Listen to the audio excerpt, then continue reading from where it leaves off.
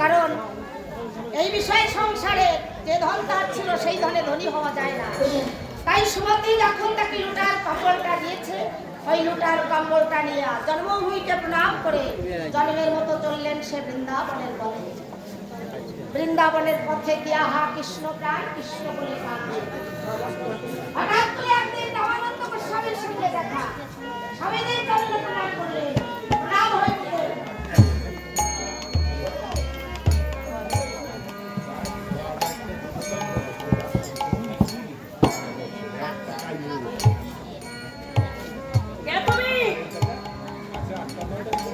তোমার নাম? আমার নাম লালা বাবু। লালা বাবু? আচ্ছা, আমার কাছে তো কোনো বাবু আসে না।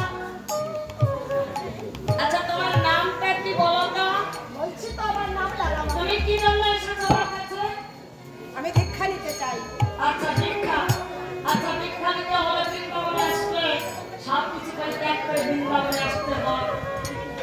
আচ্ছা, তুমি কি ভেবে বলো তো, তুমি সব কিছু ছেড়ে সব কিছু পরিত্যাগ করে এই বৃন্দাবনে আসতে পেরেছ? বলো। হ্যাঁ, আমি তো সব কিছু ফেলে এসেছি। ফেলে এসেছো তো?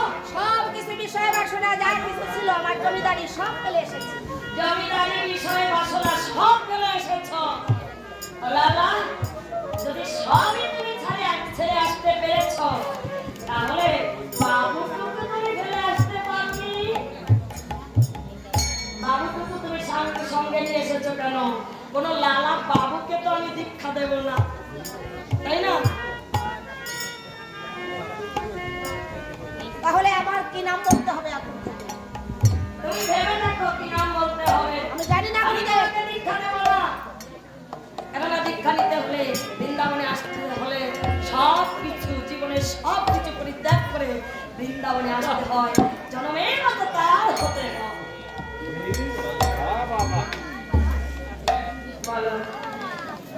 আমি যেন কাকে দীক্ষা দিই? এই জগতের বুকে যারা কাঙাল তাদের দীক্ষা দিই, ভিখারি যারা তাদের দীক্ষা দিই।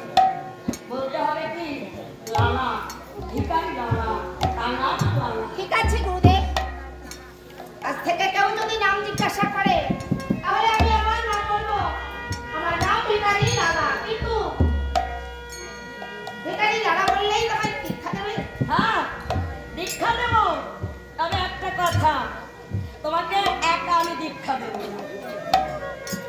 শোনো, তুমি জীবন ভরে তোমার কি করতে হবে জানো? কি করতে হবে? তুমি এই বৃন্দাবনে এসেছো, তোমার কর্ম আছে।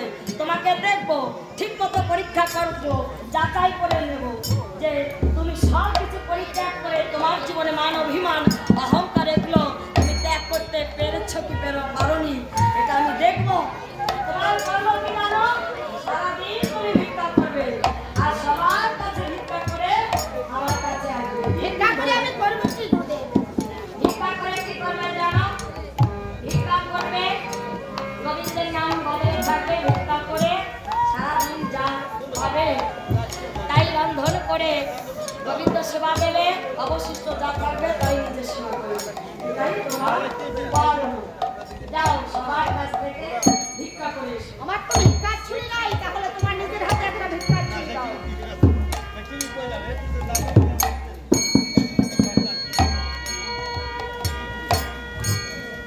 এই নাও লালা, আমি তোমাকে একটা ভিক্ষার ছুরি দিলাম।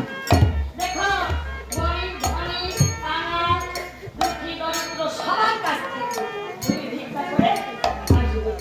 এই নাও, তোমাকে একটা ভিক্ষার ছুরি দিলাম।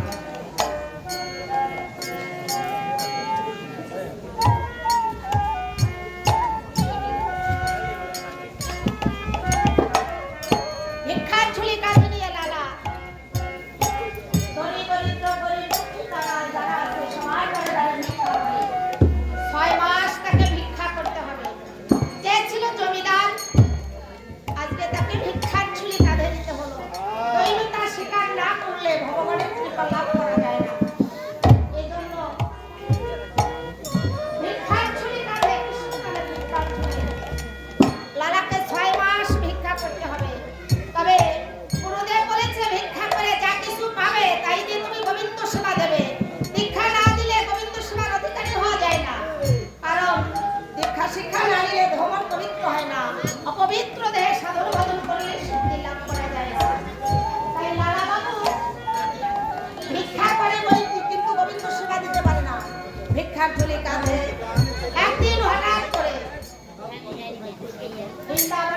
সঙ্গে দেখা হলো লালার স্ত্রীর সঙ্গে, এবং তার একটা ছেলে ছিল নাম নারায়ণ।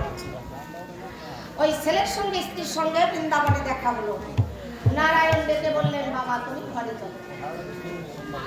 চলো চলো বাবা তুমি বাড়িতে চলো। লালা বাবু বললো, যে সংসার পরিত্যাগ করে এসেছি আমি আর সেই ঘরে যাব না। তাহলে ঠিক আছে, তুমি যদি বৃন্দাবনে থাকো তোমাকে বৃন্দাবনে একটা মন্দির তৈরি করে দিই, এই মন্দিরে তুমি থেকো। তাই নিজের ছেলে বহু টাকা খরচা করে বৃন্দাবনে লালা বাবুর জন্য একটা মন্দির তৈরি করে দিল। লালা বাবু ওই মন্দিরে গোবিন্দ পূজার অধিকারী হতে পারলো না, কারণ দীক্ষা দেয় নাই গুরুদেব, তাই গোবিন্দ পূজা করতে পারে না। এজন্য ওই মন্দিরে একজন পূজারীকেও রেখে দিল। দাঁড়ে দাঁড়ে ভিক্ষা করে যা কিছু পায় ওই পূজারীর কাছে দেয়। পূজারী এনে ঠাকুরকে ভোগ লাগিয়ে যে প্রসাদ হয় লালাকে সেই প্রসাদটা দেয়। লালা সেই প্রসাদ সেবা করে অপেক্ষা করে কবে আমি গোবিন্দ পূজার অধিকারী হতে পারবো। চাইলেই হওয়া যায় না, এক জন্মের সাধনায় হয় না। সাধনা করতে করতে একদিন হয়তো বা দেখা যায় সে গোবিন্দকে পায়। সে কি এক জন্মের পায়? এক খণ্ড কাঠ স্রোতের টানে ভেসে যায়। ও জানে যে আমি কবে কিনারা পাবো, কিন্তু ওর আশায় থাকে আমি একদিন কিনারা পাবো। তাই পৃথিবীর মহাসমুদ্র ভাসতে ভাসতে গোবিন্দের চরণে একদিন পৌঁছাবো। কোনদিন পৌঁছাবো? যেদিন কিনারা রূপ কোন সাধু গুরু বৈষ্ণবের কৃপা লাভ হবে সেই জন্য আজকে সাধুর বাজার অনুষ্ঠান না করলেও আপনাদের চলে। বলেন কেন? এলাকাবাসী প্রতি বছর ভাবেন এখানে একটু আসতে পারি, যাতে ঘরে বসেও সাধনা হয়। হয় বইটি, তবে সাধু সঙ্গ ভক্ত সঙ্গের, সাধু সঙ্গ ভক্ত সঙ্গ ঘরে বসেও করা যায়। তবে শাস্ত্রে বলছে সাধু সঙ্গ করলে কোনো পাপ থাকে না, ওটা সঠিক। সব পাপের খণ্ডন সাধু সঙ্গ করলে খণ্ডন হয়। তবে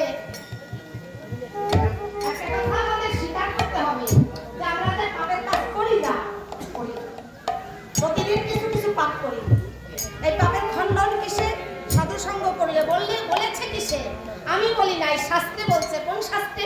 সব শাস্ত্রে বলছে সাধু সঙ্গ সর্বশাস্ত্রে কয় লবামাত্র সাধু সঙ্গ সর্ব পাপে হয়। প্রতিদিন কিছু কিছু পাপ করি। প্রতিদিনের পাপের খণ্ডন যদি প্রতিদিন করতে পারি তাহলে বড় করে একটা পাপের বোঝা একদিন মাথায়। এই পাপ করতে করতে বড় আকারের পাপ যেদিন হয় সেদিন মহাব্যাধি হয়ে যায়। ক্যান্সার হয়, ডায়াবেটিস হয়, হাই প্রেশার হয়, যে ব্যাধি থেকে মুক্তি পাওয়া যায়। এজন্য বাবা, যদি আমরা প্রতিদিনের পাপের খণ্ডনটা প্রতিদিনই করি, শেষ করি, তাহলে কিন্তু আমার বড় করে একটা পাপের বোঝা মাথায় হয়। আর এমন বড় মারাত্মক ব্যাধি থেকে অনেকে মুক্তি পায়। তাহলে প্রতিদিন সাধু সঙ্গ করতে হবে। কিন্তু এই প্রতিদিনের সাধু সঙ্গ করবো কোথায়? আজকে কমিটি দাদা ভাইয়েরা বাবাজিরা কত ভালো করে একটা সাধুর বাজার মিলেছে আপনাদের জন্য। উঠে গেলে আগামী দিন পাবে নাই দিন হবে না। একটা অনুষ্ঠান পরিবেশ সাজাতে কত কষ্ট করতে হয় জানেন? কষ্ট করতে হয়, টাকাও দিতে হয়। অর্থ না হলেও হয় না, সবাই বাড়ি বাড়ি করা যেত যদি সবার টাকা থাকতো। আবার টাকা থাকলেও হয় না, মন থাকার মন না থাকলেও হয় না। এটা আমাদের পরম বান্ধব, আপনারা পরম বান্ধব। তো আজকে সাধু সঙ্গ করার একটা সুযোগ পেয়েছে, আমরা এসেছি। এই ভাইরা দাদা ভাইরা এক বছর পরে 3 দিন 5 দিনের অনুষ্ঠান করে, হাজার হাজার ভক্ত আসে। যদি প্রকৃত একজন ভক্ত আসে তার একটু চরণ ধুলি পেলে স্থান ধুলি। তো আজকে ধরেন 3 দিন তো সাধু সঙ্গ করার সুযোগ পেলাম। আমার এই দাদা ভাইয়েরা সুন্দর পরিবেশ করলো, সাধু বাজার খুলেছে। তো প্রতিদিন কি এই সাধু বাজার মিলাবে না? তাহলে প্রতিদিনের পাপের খণ্ডন করতে যে সাধু সঙ্গ করতে হয়, সেই সাধুটি কোথায়? সে কোন সাধু? সেই সাধু খুঁজতে এই সাধুর বাজারে না আসলেও হবে। সেই সাধুকে জানেন? সেই সাধু হচ্ছে আপনার আমার জন্মদাতা পিতা, গর্ভধারিণী মা। প্রতিদিনের পাপের খণ্ডন করতে যে সাধু সঙ্গ করতে হবে, সেই সাধু সঙ্গ করতে এই সাধুর বাজারে না আসলেও হবে। সারাদিন কর্ম করে ছোট হোক বড় হোক আমাদের ছেলে মেয়েরা যারা আছে ওদের সঠিক পথ দেখাতে হবে। আজকাল প্রত্যেক ছেলে মেয়ের হাতে একটা মোবাইল দেন, টাচ মোবাইল। ওই টাচ মোবাইল দিলেই তো ওরা অন্ধকারে ডুবে গেল। ওদের হাতে যদি টাচ মোবাইল না দিয়ে একটা করে গীতা দিতে পারেন তাহলে আপনার জীবন ধন্য। ছেলে দিন টাচ মোবাইল ওর ভালো জিনিস আছে ওর ভিতরে, ওগুলো লক্ষ্য করে না। ওরা শুধু গেমই খেলে, খেলতে খেলতে শেষ হয়ে যায়। লক্ষ্য রাখবো আমরা ছেলে মেয়েদের দিকে। ওরা যদি ভালো হয় তাহলে পিতামাতাও ভালো থাকতে পারবে, ওরা অসৎ পথে না যায়। অনেক ছেলে মেয়েরা দেখেছি, ছোট ছোট ছেলেরা অনুষ্ঠান করবার জন্য দাঁড়ে দাঁড়ে কালেকশন করে। কেন করে? ওরা হরিভক্ত কৃষ্ণ ভক্ত, এজন্য ওরা মান অভিমান অহংকার হিংসা ওদের জাতি বিদ্যা মহৎরূপ যৌবন ভক্তিপথের 5 টাকা এগুলো ত্যাগ করে ওরা দাঁড়ে দাঁড়ে কালেকশন করে সাধু সঙ্গ করবার। প্রতিদিনের এই সাধু সঙ্গ করতে সাধুর বাজারে আসা লাগবে না। সারাদিন কর্ম করে যদি সন্ধ্যায় সামান্য সময় ঠাকুরকে তো প্রণাম করি, এই সময় যদি আমি আমার ছেলে মেয়েকে ডাকি, আমার গুরুজনকে ডাকি, আমার বাবা মাকে ডাকি, সবাই মিলে ঠাকুর ঘরে উপস্থিত হয়ে যদি কিছু সময় ঠাকুরের নাম করি, যদি নয়নের জল ছেড়ে দিয়ে যার যার কর্তব্যটা পালন করি, আমি সন্তান, আমি যদি আমার মায়ের চরণে প্রণাম করে বলি, মা আমি তোমার অযোগ্য সন্তান,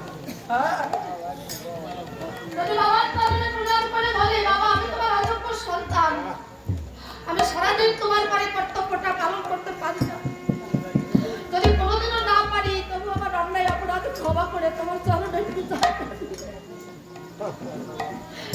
সেদিন ওই বাবা মা বলবে কি ঠাকুরের কাছে, জানেন হে ঠাকুর, যেদিন আমি আমার সন্তানের পাশে থাকবো না, সেদিন হে বান্ধব তুমি আমার সন্তানকে তোমার চরণে পূজা করো।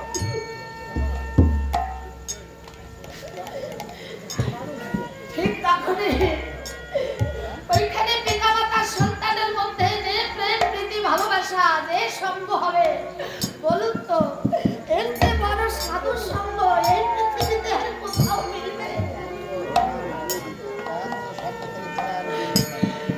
না। এজন্য তাদের ঘরে বাবা মা আছে, প্রতিদিন যেন সন্ধ্যাবেলা ঠাকুরকে প্রণাম করে, যেন পিতা মাতার চরণে প্রণাম করে নয়ন জল দিয়া যেন পিতা মাতার চরণ ধুলে কুড়িয়ে যেন সাধু সঙ্গ করতে পারি। তাদের জীবন থেকে বাবা মা চলে গেছে, তাদের আর তাই আমার ছেলে মেয়ের মতো যারা আছে ছোট, আমি সামান্য একটু অনুরোধ করে যাবো, শ্বশুর শাশুড়ি একদিকে আর একদিকে পিতা মাতা, সবাই যেন যত্ন করি। অনেক সময় বৃদ্ধ হয়ে গেলে পিতা মাতার সংসারে জঞ্জাল হয়ে যায়, বোঝা হয়, এটা যেন না করি।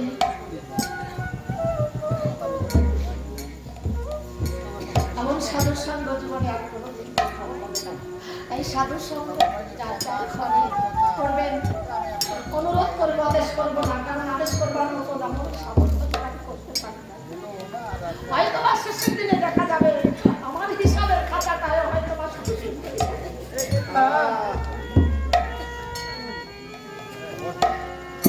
অনুরোধ করবো, আগামী দিন আর বলবো না। আর একটা অনুরোধ করবো কি জানেন, যার যার বাড়িতে একটা ঠাকুর ঘর করবে, ঘরে তো ঠাকুরকে রেখেছেন, তবু যদি জায়গা থাকে ঠাকুর ঘর করবেন। কেন করবেন জানেন?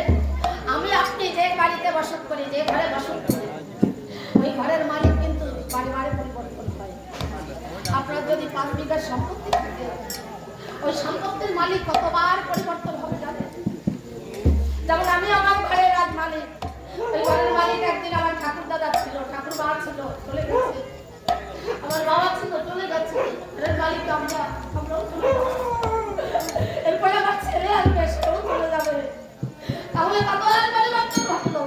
কিন্তু 1 শতক জায়গা যদি ঠাকুরকে রাখা হয়, ওই জায়গার মালিক কোনোদিন পরিবর্তন হবে না।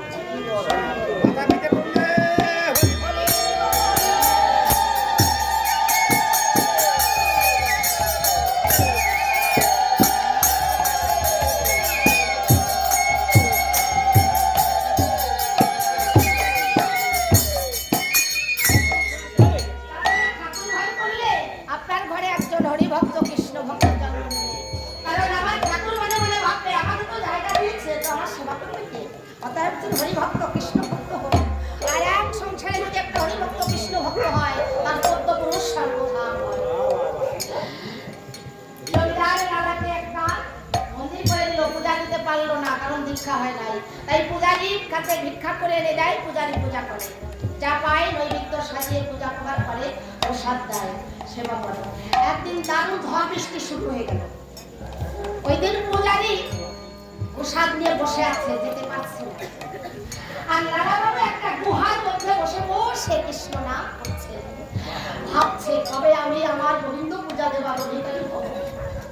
গুহার মধ্যে বসে হা কৃষ্ণ প্রাণ কৃষ্ণ বলে কাঁদছে। এদিকে ঝড় বৃষ্টি শুরু হয়ে গেছে। ওই দিন পূজারী ভাবছে কি করে প্রসাদ দেবো লালাকে, অনাহারে থাকবে। ভক্তাদের ভগবান, আমার ভগবান তো ভক্তকে কত ভালোবাসে। এই সংসারে স্বার্থ ছাড়া কিন্তু কেউ ভালোবাসে না, দুইজন বাসে। প্রথম হলো আমার গোবিন্দ, আর দ্বিতীয়জন হলো তার মধ্যে নইলে স্বার্থ ছাড়া সংসারে কেউ ভালোবাসে না। গোবিন্দ কতটা ভালোবাসে আপনি ঘুমাবেন, আপনি ঘুমাচ্ছেন, অথচ আপনার পাহাড়ে ডাক হয়েছে, আপনাকে পাহারা দিচ্ছে। তাই থেকে গেছে গোবিন্দ, লালা অনাহারে আছে। তাই আমার গোবিন্দ করছে কি, ওই পূজারীর বেশ ধারণ করেছে। পূজারীর বেশ ধারণ করে রাতের অন্ধকারে ঝড় বৃষ্টি মাথায় করে লালা বাবুর জন্য প্রসাদ নিয়ে চলেছে। গুহার মধ্যে ঢুকে বলছে লালা,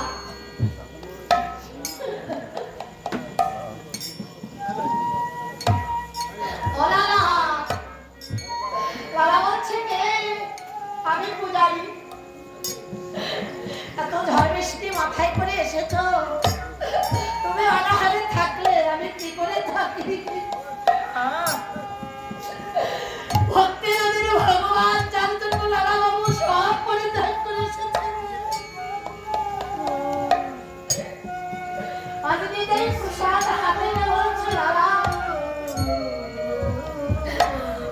অনাহারে আছো তো, নাও তোমার জন্য প্রসাদ নিয়ে এসেছি, নাও। ভগবান নিজেই পূজারীর বেশ ধারণ করে লালাকে প্রসাদ দিচ্ছে। নাও লালা, লালা প্রসাদ পেয়েছে। তবে মাগো অন্যান্যদের প্রসাদ সেবা করে এতটা আনন্দ হয় না, আজ প্রসাদে এতটা আনন্দ পেয়েছে। প্রসাদ নয়, মনে হচ্ছে যেন অমৃত সুধা পান করেছে, তৃপ্তি সহকারে সেবা করেছে। ইতিপূর্বে ঝড় বৃষ্টি থেমে গেছে। এখন ওই পূজারী ভাবছে যে লালাকে তো প্রসাদ দেয়। উনি কিছু প্রসাদ নিয়ে লালার কাছে গিয়ে বলছে, লালা তুমি? আমি পূজারী। পূজারী বলছে, হ্যাঁ, ঝড় বৃষ্টির জন্য সময় মতো তো আসতে পারি নাই। লালা নাও, প্রসাদ নাও, মন্দিরের প্রসাদ তোমার জন্য নিয়ে এসেছি। বলছে, প্রসাদ তো আমি পেয়েছি। কে দিচ্ছে তোমাকে প্রসাদ? কেন একটু পূর্বে তো তুমি দিয়ে গেলে। একটু পূর্বে তুমি তো প্রসাদ আমাকে দিয়েছো, সেই প্রসাদ তো আমি পেয়েছি। ওই পূজারী বলছে, এ তোমাকে প্রসাদ দিয়েছে, বলো না। বলছে, কেন তুমি দিয়েছো? পূজারী ভাবছে, আমি তো প্রসাদ দিই না। লালাকে বলছে, লালা সত্যি করে বলো তো, তোমাকে কে প্রসাদ দিয়েছে? লালা বলছে, তুমি দিয়েছো। ও পূজারী বলছে, লালা তুমি আমার কাছে এসো। কাছে এসেছে, বলছে, শোনো, এই ঝড় বৃষ্টির জন্য আমি তোমাকে প্রসাদ দিতে পারি নাই, আমি তোমাকে প্রসাদ দিতে আসি নাই। লালা বলছে, তাহলে বলো তো, তুমি যদি আমাকে প্রসাদ না দাও, তাহলে একটু পূর্বে কে আমাকে প্রসাদ দিল? ওই পূজারী বলছে, আমি জানি না।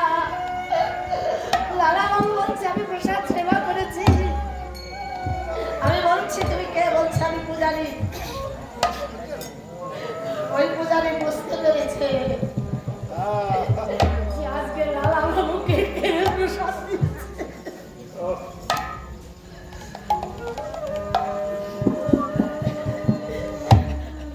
পূজারী লালা বাবুকে জড়িয়ে ধরেছে। লালা, আমি সারা জীবন গোবিন্দ পূজা দিলাম, সারা জীবন ধরে আমি তার সেবা দিলাম, অথচ আমি তার দেখা পেলাম না। তুমি জানো না আমি ভিক্ষা করলে লালা তোমার সঙ্গে দেখা হয়েছে। দাও লালা, তোমার চরণ ধুলি দাও, তোমার মতো ভক্তের চরণ ধুলি পেলে আমিও ধন্য হব। অনেক কেমন আমার ভাগ্যে, আমার ভাগ্যে হলো না। ভগবান প্রীতে হরি বলে।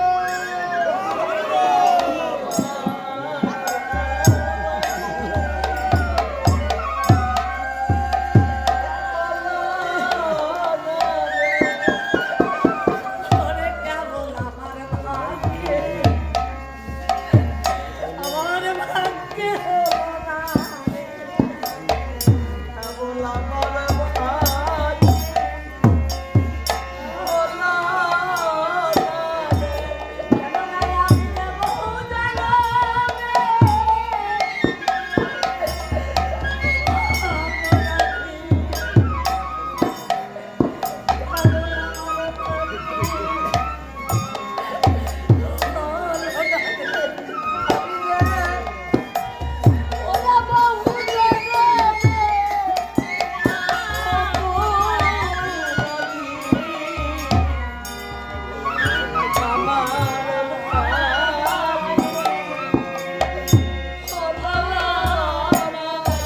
আমার ভাগ্যে ঘটবে কেন? ওরে আমি যে ভূতের বেগা হেঁটে গেলাম,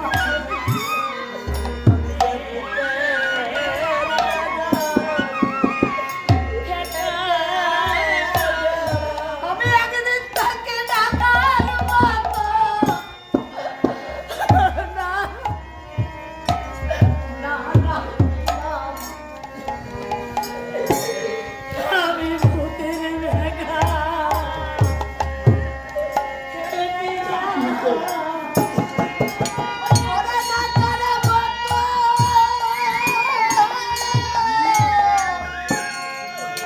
আমি না ডাকিলাম, আমি ভূতের বেগা ওরে আমি ভাবে এসে আমি কি করিলাম, আমি ভাবে এসে হে দয়াল কি করিলাম। আমি একদিন এই সাধু সঙ্গ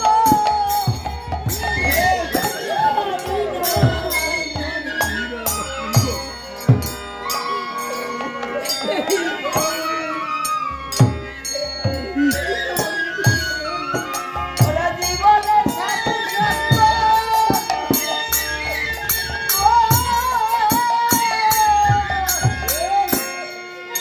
আমি না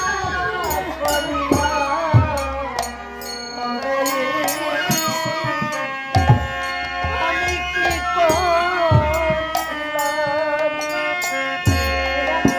মিথ্যা গেল।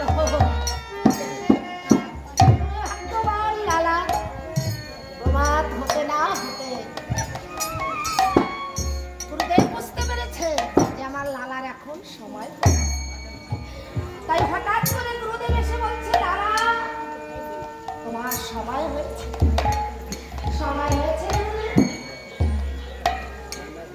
লালা লালা, আচ্ছা তুমি কি সবার কাছে ভিক্ষা করেছ? হ্যাঁ গুরুদেব, সময় তো আমি ভিক্ষা করেছি। লালা 6 মাস করতে এখনো একটি দিন কিন্তু বাকি আছে। তুমি সবার কাছ থেকে ভিক্ষা করেছ, হ্যাঁ গুরুদেব, সবাই ভিক্ষা দিয়েছে, কেউ বাকি নেই। কেউ বাকি নেই। না, আচ্ছা এখনো ভেবে দেখো। দেখেছি তো, সবাই তো ভিক্ষা দিয়েছে, কেউ বাকি নাই। আচ্ছা তুমি সবার কাছে দিয়েছো, ধনী দরিদ্র গরিব দুঃখী কাঙাল কেউ তো বাকি নাই গুরুদেব। আচ্ছা লালা, তুমি কি জগৎ ছেলের কাছে গিয়েছিলে, যার সঙ্গে জীবন ধরে মামলা করেছো, মোকদ্দমা করেছো? না গুরুদেব, যাইনি। কেন? গুরুদেব, ওর সঙ্গে আমার জমিদারি মামলা, তাই ওর বাড়ির পাশ দিয়ে হেঁটে হেঁটে গিয়েছিলাম। ওর সঙ্গে জমিদারি নিয়ে মামলা বিধায় আমি ওই একটা বাড়িতে চাই। লালা, তুমি যে জীবনের সবচেয়ে বড় ভুল করেছো। ও লালা, তুমি যদি জগৎ থেকে হাতের এক মুষ্ট ভিক্ষা মাধু করি যদি না আনতে পারো, তোমাকে আমি দীক্ষা দেব না। যাও লালা, তুমি চলে যাও।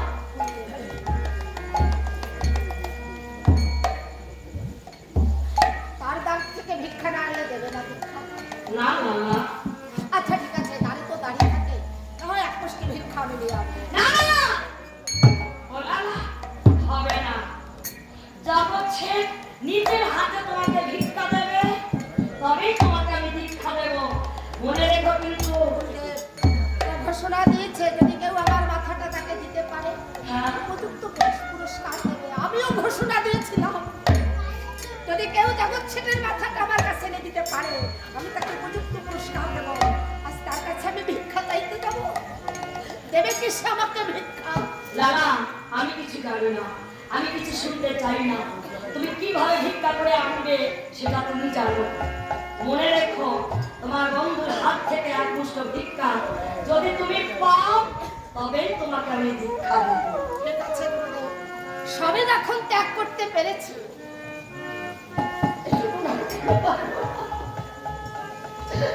ভিক্ষা করলে যদি দীক্ষা মেলে, আর দীক্ষা দিলে যদি গোবিন্দ মেলে, তুমি আমাকে আশীর্বাদ করো। আমি জানো ওই শেঠজির কাছ থেকে এক মুষ্টি ভিক্ষা এনে দীক্ষা দিয়ে বৃন্দাবনে যেতে পারি। লালা, তোমার মনে সংখ্যা জেগেছে তাই না? যদি ভিক্ষা না দেয়, ও লালা, ভেবে দেখো না, আজ এই জগৎ ছেড়ে ভিক্ষা দেবে না, ভিক্ষার বদলে লালা এমনও তো হতে পারে সারা জীবনের মতো তোমার সাথে সে ভিক্ষা স্বরূপ আসতে পারে তোমার সঙ্গে। যাও লালা, কি না হতে ঠিক পারে। আছে গুরুদেব, তোমার কৃপা হলে অসম্ভব সম্ভব হয়। গুরু কৃপা হিতে বলম, গুরু কৃপে হরি হরি বল।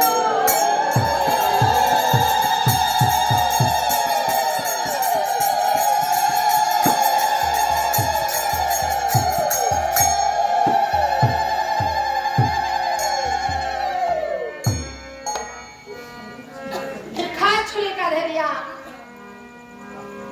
জগৎ শেঠের দরজায় গিয়া দাঁড়িয়ে রেখে বলছে, দাঁড়িয়ে ভিক্ষা আনবে, পুষ্টি ভিক্ষা দাও।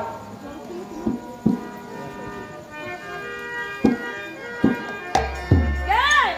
দেখে তো মনে হচ্ছে একজন ভিখারি এসেছে। ভিক্ষা করতে এসেছো তাই না? হ্যাঁ, তুমি যখন ভিক্ষা করতে এসেছো তাহলে হয়তো অপেক্ষা করো, আমি তোমাকে ভিক্ষা দিচ্ছি। তাই দাঁড়িয়ে কি করেছে? কিছু চাউল এনে আজ ভিখারির কাছে গিয়ে বলছে, ভিখারি, এই নাও, এই নাও, আমার হাতে এক মুষ্ঠ ভিক্ষা দাও। দাঁড়ি, আমি তোমার হাতে ভিক্ষা নেবো না। কেন? তোমার বাবুর কাছে গিয়ে বলো তার একজন ভিখারি এসেছে, সে আমার কাছে ভিক্ষা নেবে না। ভিখারি! তোমার সেই আশা কোনোদিন পূর্ণ হবে না।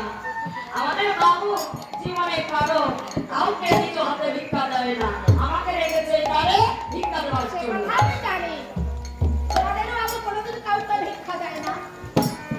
ফেলে আসা দিনগুলির কথা মনে পড়ে গেল লালা বাবুকে। আমারও তো দিন ছিল একদিন যে আমিও কাউকে কোনোদিন ভিক্ষা দিবার স্বভাব নাই। দাঁড়ি, বলো। আমার একটা প্রতিজ্ঞা আছে, এই দাঁড়ি যদি আমার জীবন লীলা সঙ্গ হয়ে যায় তবু আমি তোমার হাতে ভিক্ষা নেব না। তোমার বাবুর হাতে ভিক্ষা নিতে চাই, যত সময় না দেবে তত সময় আমি এখানে দাঁড়িয়ে থাকবো। তাহলে আমি একটা কথা বলি, তোমাকে দেখে না চেনা চেনা লাগছে, তুমি কে বলো তো? চিনতে পারোনি? না না, আমি তোমাকে চিনতে আমি পারিনি। ভিখারি লালা। ভিখারি লালা? আচ্ছা লালা, কোন লালা? তুমি কি সেই লালা যে কিনা আমার বাবুর সঙ্গে সারা জীবন ধরে মামলা মোকদ্দমা করেছে? তুমি কি সেই জমিদার লালা? সে হচ্ছে লালা বাবু আর আমি হচ্ছি ভিখারি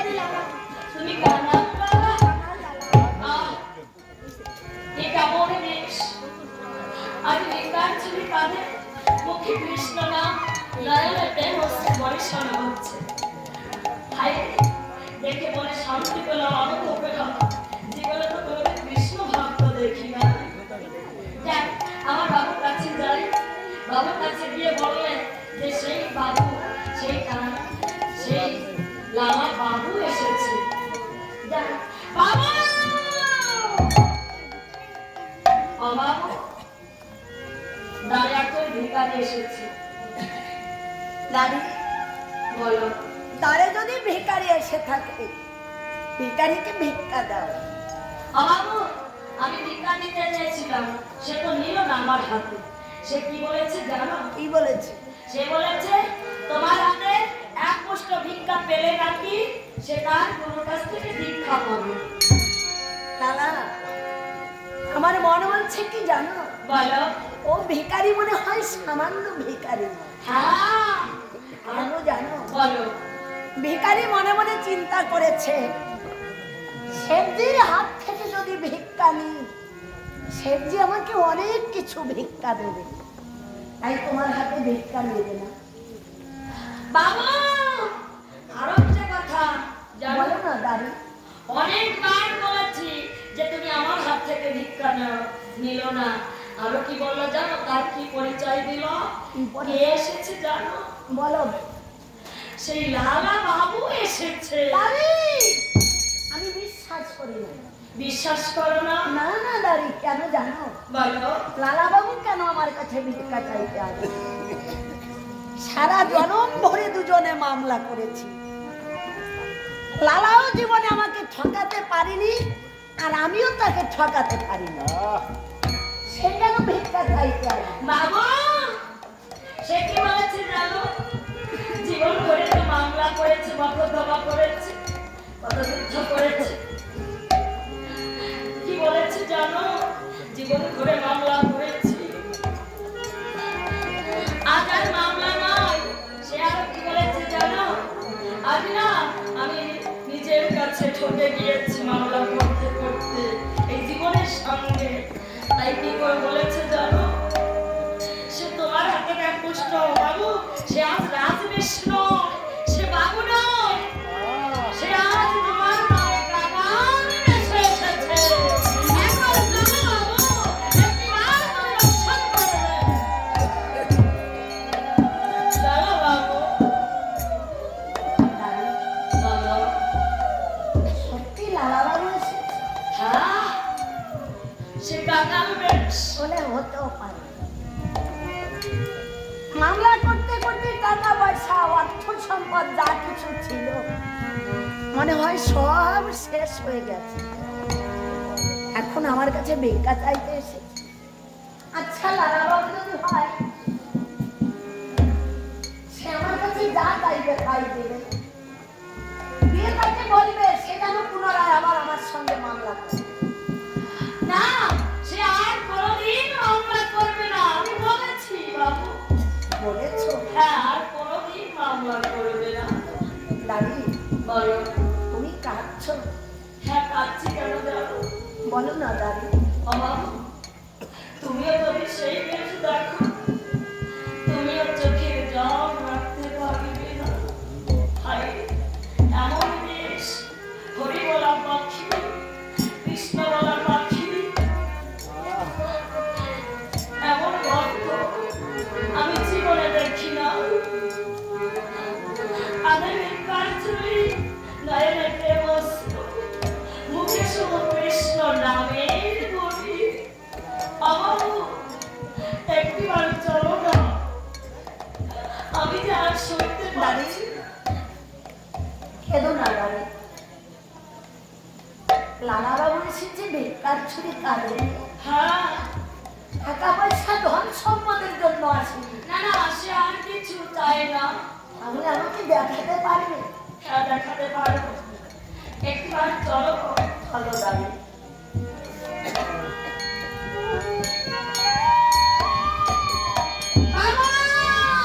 দাঁড়ি, ওই দেখো কিভাবে দাঁড়িয়ে আছে, ওই তো দাঁড়িয়ে আছে এক মুষ্ট ভিক্ষার জন্য। দাঁড়ি। বলো। আত্মহারা হয়ে যাচ্ছি। কেন জানো? একই পথের পথিক ছিলাম দুইজন।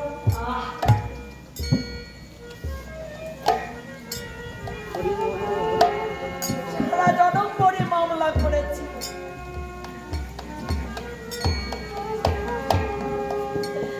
তাহাকে দেখে আমার মনে হচ্ছে কি জানো দাঁড়ি? বলো বাবু। সারা জনম মামলা করে জীবনে কেউ কাউকে হারাতে পারিনি।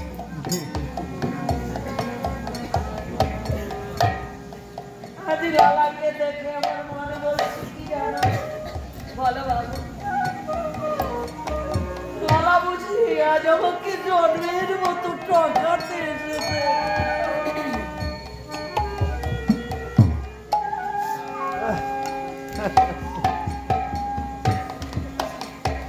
তারাই হাত গদির পরে ঘুমিয়ে থাকতাম।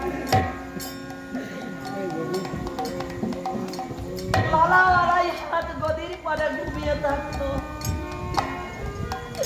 উৎকৃষ্ট মনে জীবন ধারণ করতো। আজ লালার স্কন্ধে ভিক্ষার দিন, মুখে তার কৃষ্ণ নাম। মনে মনে ভাবে লালা, ভেবেছিস আজ আমাকে জন্মের মতো ঠকিয়ে যাবি? আমি তোকে তা হতে দেব না। কেন জানিস?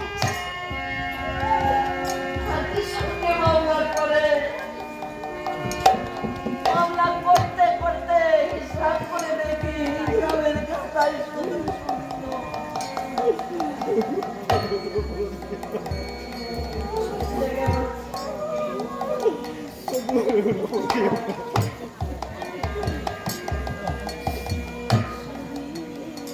লালা লালা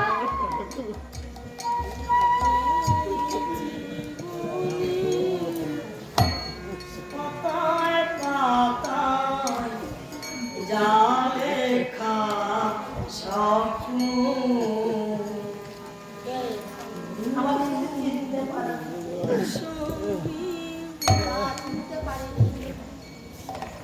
পাগল বিজয় সরকারের সেই ভরা গান, সেই পুরানো পাতা পড়ে গেছে নইতে। নূতন পাতা গজা, পাতা ছড়া।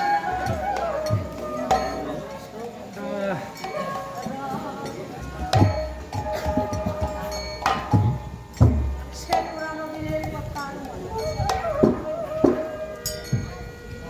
প্রত্যেকটা বৃক্ষে পুরনো পাতা ঝরে যায়।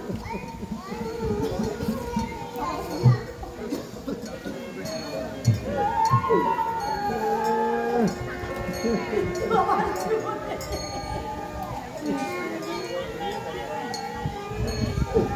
সেই ফেলে আসা দিন আর আসবে না।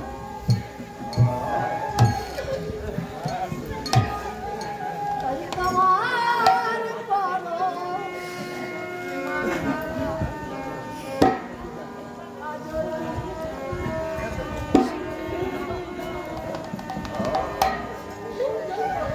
সারস করে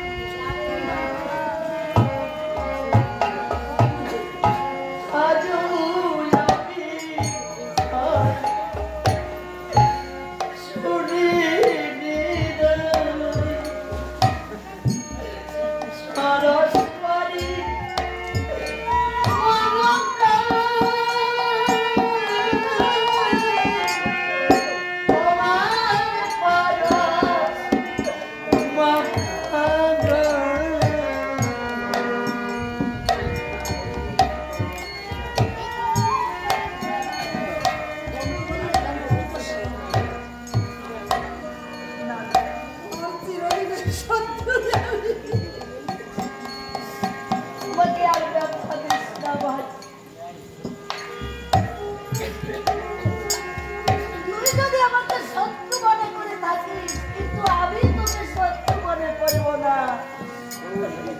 কেন জানিস? একই পথে পথিকে ছিলাম আমরা দুইজন, একই সঙ্গে মামলা করেছি। ও ভাই, তোর যদি বেলা ডুবে যায়,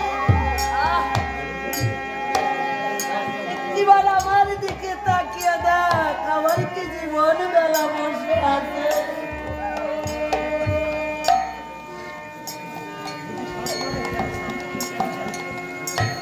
তুই আমার এই দেখো আমার ভিক্ষার ছিল, আমাকে এক মুষ্টি ভিক্ষা দাও। ভিক্ষা? এক মুষ্টি ভিক্ষা। আমি তোমাকে ভিক্ষা দিতে পারবো না ভাই। তোমার হাতের ভিক্ষা না নিলে যে আমি ভিক্ষা নিতে পারবো না ভাই। তোকে ভিক্ষা দেওয়ার মতো আমার কাছে কিছু নাই। আমি তোর কাছে ভিক্ষা চাই, দিবি? কিন্তু আমি কি দেবো? দিবি বল। আমার তো সব কিছু ফেলে এসেছি, আমার বিষয় জমিদারি সব রেখে এসেছি, তোকে দেওয়ার মতো তো আমার কিছু নাই। আছে ভাই, কি আছে বল? আমি তোর কাছে চাই কি জানিস? তুই যে পথের পথিক হয়েছিস, আমাকে তোর সঙ্গে নিয়ে চল। তুই যে ভিক্ষার ঝুড়িটা নিয়ে এসেছিস, ওই ভিক্ষার ঝুড়িটা তুই আমাকে দিবি বল দাদা। নে তোকে দিলাম ভিক্ষার ছিল। আর যে গামছাটা পরে এসেছিস, ওর অর্ধেকটা তুই আমাকে দে ভাই। দিলাম তোকে গামছার অর্ধেক। সব কিছু দিয়া এইবার তোকে আমার অনুরোধ, তোর চরণে, তুই যে গুরুর চরণে যাবি, আমাকে তোর সেই গুরুর কাছে নিয়ে যাই ভাই। আমিও যেতে চাই, আমাকে দিবি। সবই ভাগাভাগি করলি, ভিক্ষার চুরিটা নিলি, গামছার অর্ধেকটা নিলি, আর একটা ভাগাভাগি থেকে গেল। সেই ভাগাভাগিটা ভুলে যাস না। সেই ভাগাভাগিটা কি জানিস?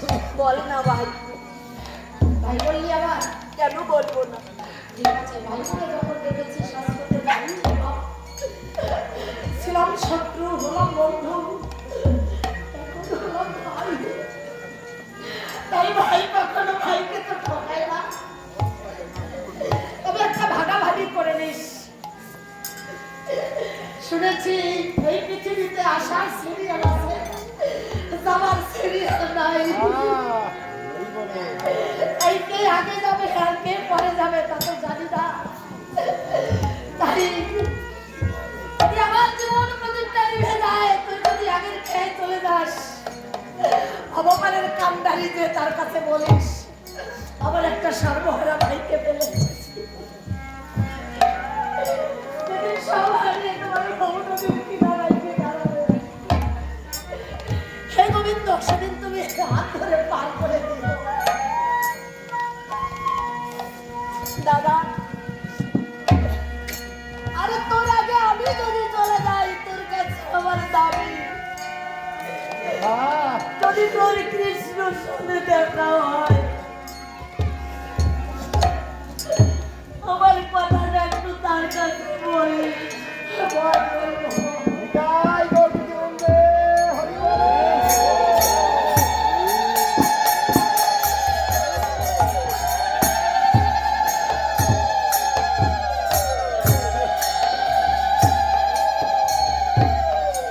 শুনি ভক্তরা, বিদায়ের শুভ লগ্ন এসে গেল। পৃথিবীর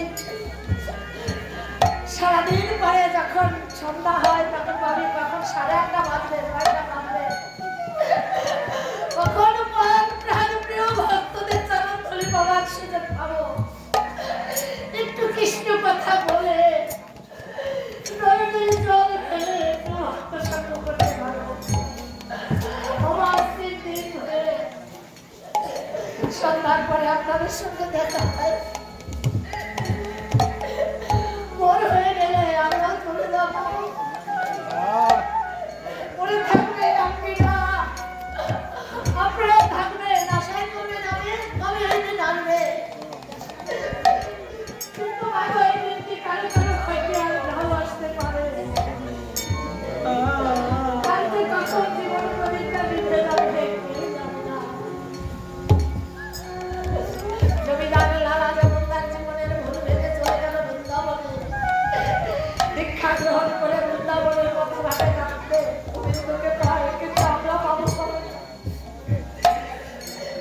আশীর্বাদ করবে এ জন্মে যদি নাও পাই, আমার যদি কোনোদিন জন্ম হয় না পেল যেন একজন কৃষ্ণ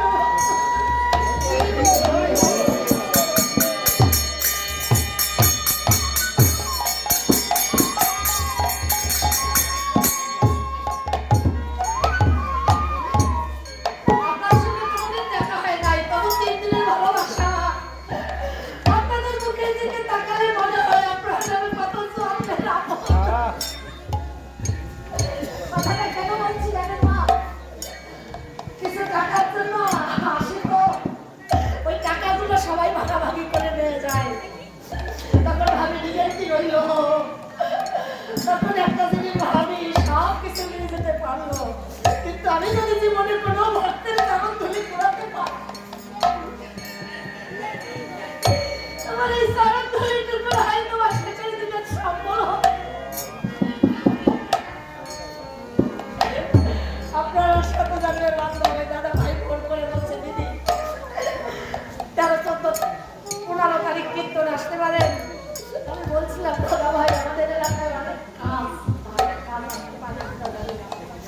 তবু যখন অপরিচিত এলাকা, আমার গ্রাম চায় যেখানে কোনোদিন যায় নাই, সেখানে কত কৃষ্ণ ভক্ত আছে, এই পৃথিবী থেকে চলে গেলে তো আর সম্ভব হবে না। তাই যদি একটু সঙ্গে কথা দিয়ে কথা রাখতে পেরেছি গোবিন্দের কৃপায়, আপনাদের চরণধুলিও পেয়েছি বাবা। তবে চরণকীর্তন করতে পারি না, জীবনের পরন্ত বেলা যদিও কীর্তন করতে না পারি, তবু একটু চাইবো কি জানেন, কিছু দিতে না পারলেও চাইবো একটু চরণধুলি, যেন এই চরণধুলির বিনিময়ে শেষের দিনে ভগবতী পার হতে পারি।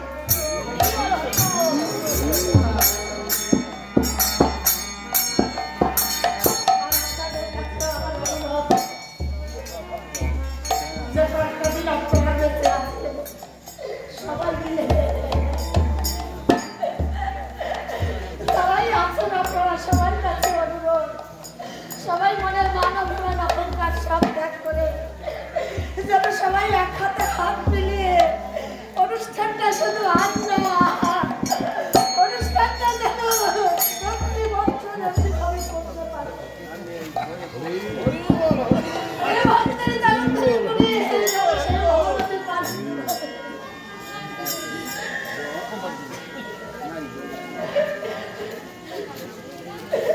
বড়ই আনন্দ হলো। সকালবেলা হয়তো আর দেখা হবে না, সবাই ভালো থাকবেন, সুস্থ থাকবেন, আর সবাই ছেলেমেয়ের দিকে লক্ষ্য রাখবেন। ওরা যেন ভুল করতে না থাকে, ভুলে না